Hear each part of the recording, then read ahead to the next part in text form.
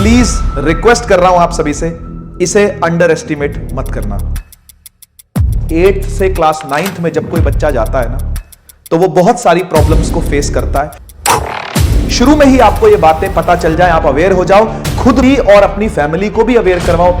ऐसा मैं इसलिए बोल पा रहा हूं क्योंकि मुझे 11 सालों का एक्सपीरियंस है। क्लास 9th क्या होती है आओ मैं आपको बताता हूं। क्लास 8 से क्लास 9th में आ गए हो और क्लास 9th में आने के बाद प्लीज रिक्वेस्ट कर रहा हूं आप सभी से, इसे अंडर एस्टिमेट मत करना। क्लास 9th को हल्का मत समझना, इसको हल्के में मत लेना।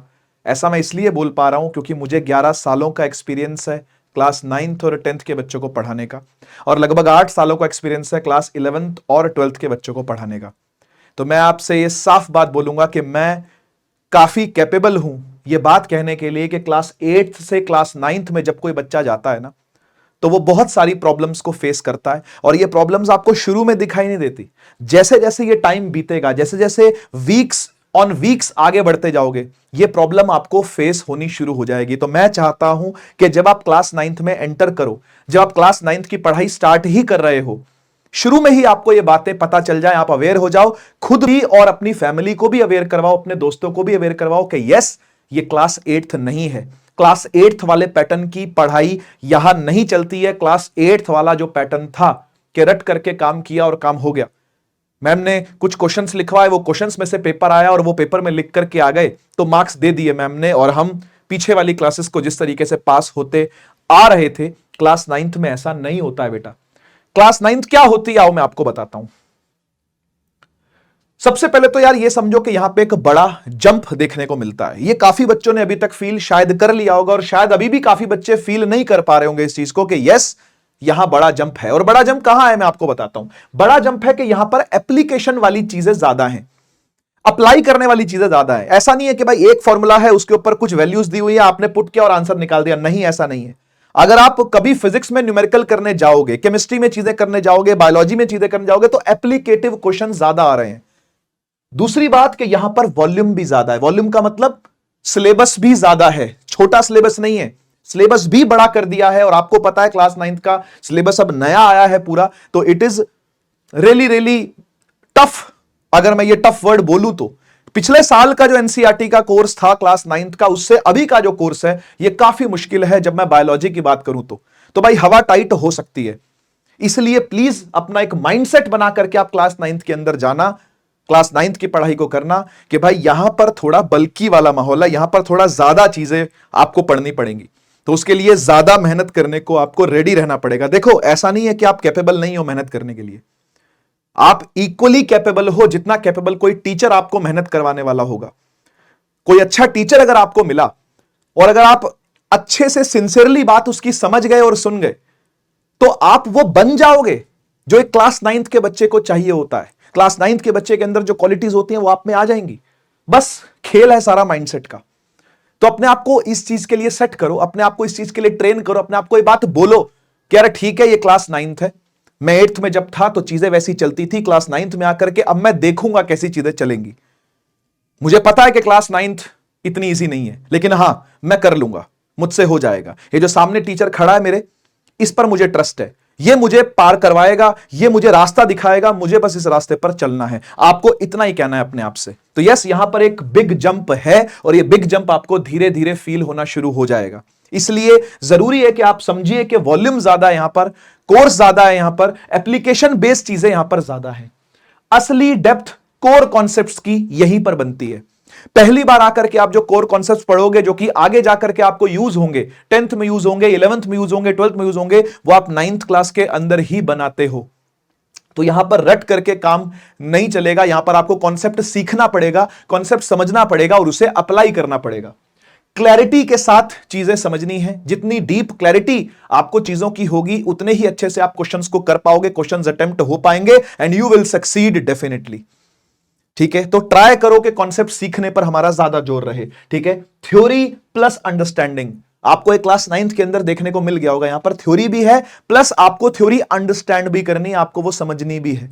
खाली याद करके यहां पे काम नहीं चलता है। क्लास 9th एक ऐसी क्लास है, आपको चीजें अंडरस्टैंड करते हुए, कॉन्सेप्ट्स को बिल्ड करते हुए, उस पर प्रैक्टिस करते हुए आगे बढ़ना है।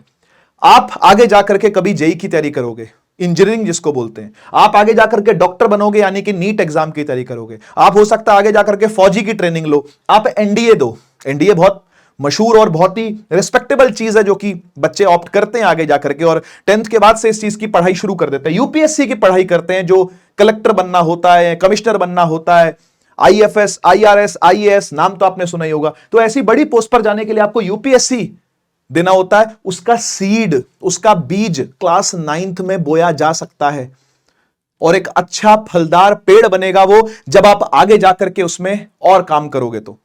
तो मैं ये कह रहा हूं कि आपने बेसिक्स स्ट्रॉन्ग करने हैं अपने। जो चीजों में कमी है, मान लो आपको कैलकुलेशन में प्रॉब्लम आती है, तो कैलकुलेशन को स्ट्रॉन्ग करो। कैसे होगी? कैलकुलेशन करके। सर हमसे एप्लीकेटिव क्वेश्चन नहीं हो पाते, तो कैसे होंगे? क्वेश्चन करके। भाई जिस चीज से डर लगता है उसी चीज को तो करना होता है अपने को। बात समझ रहे हो ना? कोई अंधेरा कमरा अगर है और आपको कह दिया भाई इस अंधेरे कमरे में जाओ, तो अंधेरे कमरे में जाने से डर लगता है?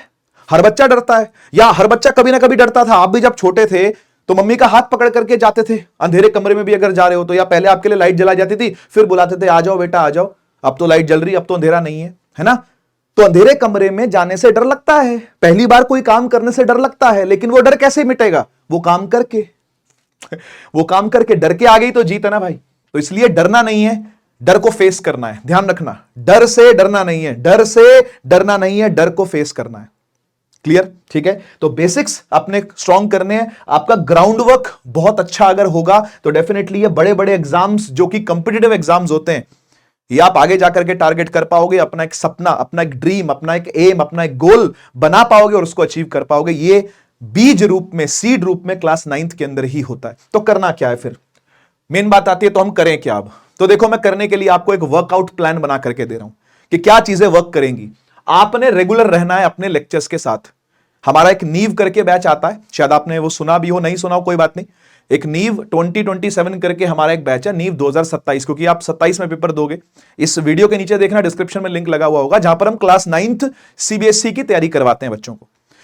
तो आपने क्या करना है कि बस लेक्चर्स के अंदर रेगुलर रहना है, चाहे वो स्कूल के लेक्चर्स हो, चाहे वो किसी को यूट्यूब पे आप देखते हो, कोई बैच अगर आप ज्वाइन करते हो, जैसे मैंने आपको नीव बैच बताया, आपने उसमें रेगुलर रहना है, आपने क्यूरियस रहना है। देखो, क्यूरियस रहना बहुत जरूरी है नई नई चीजें सीखने, नई नई चीजें जानने के लिए। अगर आप थके रहोगे, मेंटली थके हुए हो, आंखों से थके हुए हो, फिजिकली भी थके हुए हो, तो आप क्या ही नया सीख पाओगे भाई? कुछ भी नया सीखना हो, you have to be curious. तो क्यूरियोसिटी को मरने मत देना बेटा, अपने अंदर का बच्चा मरने मत देना, अपने अंदर का बच्चा जिंदा रखना, क्यूरियोसिटी बनाए रखो। ठीक है? आप रिपीट करो और रिवाइज करो और इस चीज को बार बार करो। देखो, पहली बार में चीजें मुश्किल लगती हैं, लेकिन रिपीट करने से वो चीजें इजी लगने शुरू हो जाती हैं।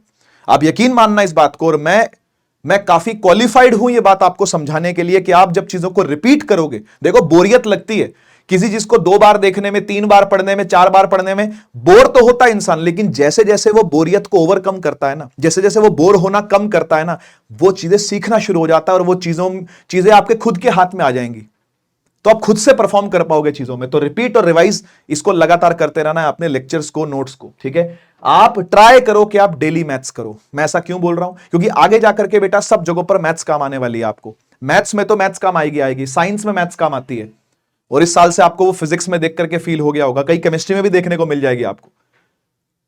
तो ये अच्छी चीज है अगर आप डेली मैथ्स करते हो तो। और मैथ्स को सिर्फ मैथ्स के लिए मत करो, मैथ्स को करो अपना दिमाग खोलने के लिए, मैथ्स को करो अपना दिमाग एप्लीकेटिव बनाने के लिए। देखो, अगर आपको एप्लीकेटिव माइंड चाहिए, आप चाहते हो कि यार मेरा माइंड जो है वो क्रिएटिव थिंकिंग करे, मेरा माइंड जो है वो एप्लीकेटिव थिंकिंग करे, तो मैथ्स करो, मैथ्स करो, रोज करो, 30 मिनट्स करो या 45 मिनट्स करो, आपके ऊपर है।